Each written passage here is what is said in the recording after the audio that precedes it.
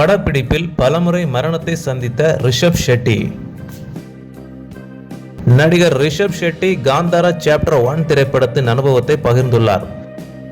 நடிகர் ரிஷப் ஷெட்டி எழுதி இயக்கியிருக்கும் திரைப்படமான காந்தாரா சாப்டர் 1 வருகிற அக்டோபர் 2ஆம் தேதி வெளியாக உள்ளது. இந்த நிலையில் படத்தின் ட்ரெய்லர் கடந்த செப்டம்பர் 22ஆம் தேதி வெளியிடப்பட்டது. ட்ரெய்லருக்கு இதுவரை அனைத்து மொழிகளிலும் சேர்த்து 10 கோடிக்கும் அதிகமான பார்வைகள் கிடைத்துள்ளன.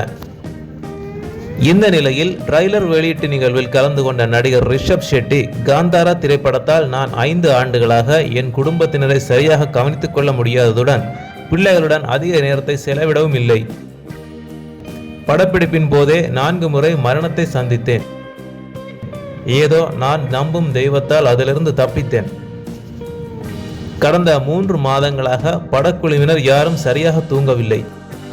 எல்லோரும் தன்னுடைய படம் போல் இதற்காக வேலை செய்திருக்கின்றனர். இந்த காந்தாரா பயணத்தில் சினிமாவில் பெரிய ஒன்றை நிறைவு செய்ததாக உணர்கிறேன் என்று ரிஷப் ஷெட்டி கூறியிருக்கிறார். நன்றி நண்பர்களே. இது போன்ற சினிமா தகவல்களை தெரிந்து கொள்வதற்கு எங்களுடைய சேனலை சப்ஸ்கிரைப் செய்யுங்கள்.